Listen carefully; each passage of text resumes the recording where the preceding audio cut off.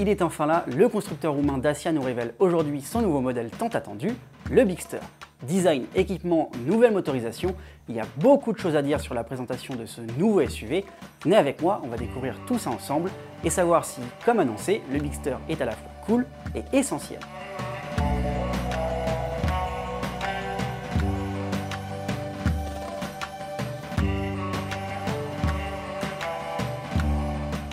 Sur le style extérieur, le Bigster reprend sans surprise des éléments du concept car Bigster présenté en 2021, mais aussi du nouveau Duster qui s'inspirait déjà du concept car.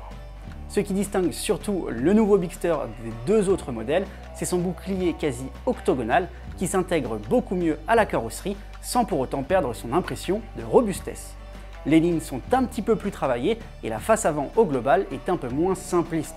Pour ce qui est de la grille, elle reprend le même motif que le concept car et la signature lumineuse est chapardée au Duster, sauf pour l'intégration des feux anti-brouillard qui est inédite. Enfin, le Bigster se part aussi d'une nouvelle calandre noir brillant. Niveau dimension, si on le regarde de face, le modèle n'est pas plus large qu'un Duster avec ses 1,81 m. En revanche, en hauteur, il est 5 cm plus grand avec 1,71 m. Mais c'est une fois de profil que l'on note une vraie différence puisque le Bigster mesure 4,57 m de long, soit 23 cm de plus que son petit frère. Et ça se voit surtout au niveau des porte-à-faux arrière, ce qui laisse présager un très bon volume de coffre, on y reviendra un peu plus tard. Sinon, le Bigster utilise, comme le Duster, le Starkel pour ses garde-boue et les protections basses de sa carrosserie. Il s'agit d'un matériau qui contient jusqu'à 20% de produits recyclés et sans peinture, capable de ne pas être marqué par les égratignures et par les petits chocs. On retrouve aussi des ailes avant et arrière bombées pour renforcer cette image de baraquet du Bigster avec, comme sur le Duster, un petit élément stylistique sur la portière avant. Une stature renforcée par des lignes très droites.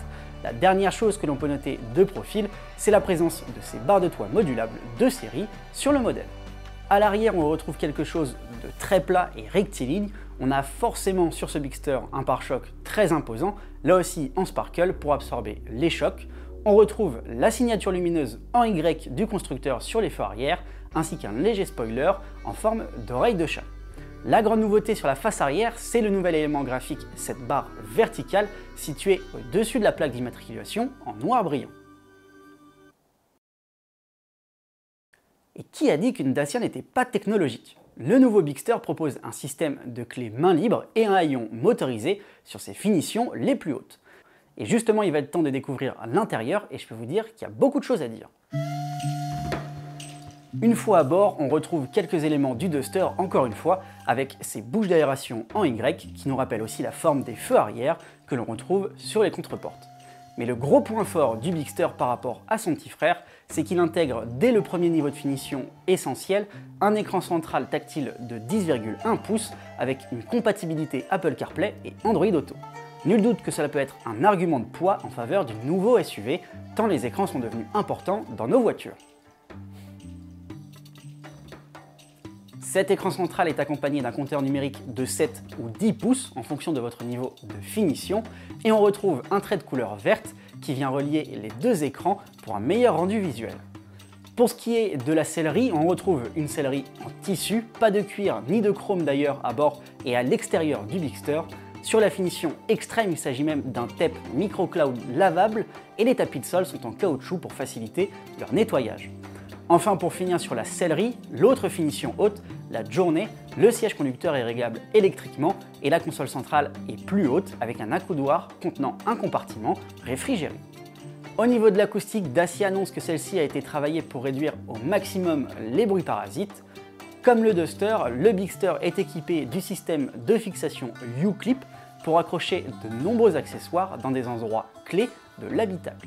Et bien entendu, il est équipé de toutes les ADAS obligatoires depuis la norme GSR2 et vous pouvez enregistrer vos préférences de conduite via un petit bouton appelé My Safety qui permet de les désactiver si vous le souhaitez facilement après chaque démarrage. Enfin, pour ce qui est de la garde au toit, à l'avant comme à l'arrière, Dacia revendique la plus généreuse du segment et justement, il va être temps de passer à l'arrière. Le constructeur annonce beaucoup d'espace dans son modèle, notamment au niveau des jambes. La banquette est modulable en 40-20-40 pour permettre de transporter 2 passagers à l'arrière en plus d'un autre objet ou de profiter d'un accoudoir central avec 2 porte-gobelets et un support pour smartphone. Le Bigster revendique un volume de coffre pouvant aller jusqu'à 667 litres. Autre point fort du modèle, il peut être équipé d'un toit panoramique.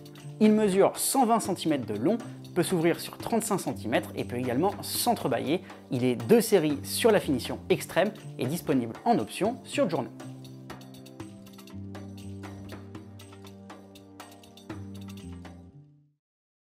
Niveau motorisation, Dacia innove du tout au tout sur son Bigster en ne proposant que des motorisations électrifiées, la plupart avec une hybridation légère de 48 volts.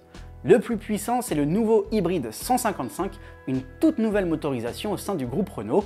Il s'agit d'un 4 cylindres essence de 107 chevaux, accompagné de 2 moteurs électriques dirigés par une boîte de vitesse automatique électrifiée à 6 rapports au total. Par rapport à l'hybride 140 qui équipe le Duster et le Jogger, ce nouveau moteur revendique plus de puissance, plus de couple et une consommation et des émissions en baisse.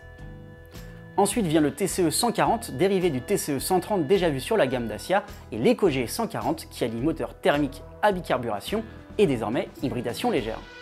Avec ce moteur, le constructeur revendique 1450 km d'autonomie, rien que ça, pour son Bigster. Enfin, le dernier proposé est un TCE 130 4x4 déjà vu sur Duster. Sur le papier, le Bigster semble donc tenir toutes ses promesses. Il faudra encore confirmer le prix, Dacia annonçant le meilleur rapport prix-prestation du segment CSUV. Nous en tout cas, on a hâte de pouvoir en prendre le volant. Et en attendant, si vous voulez le voir de vos propres yeux, il sera présent au Mondial de l'Auto à Paris. Et nous on se dit à très vite sur autoplus.fr. Ciao!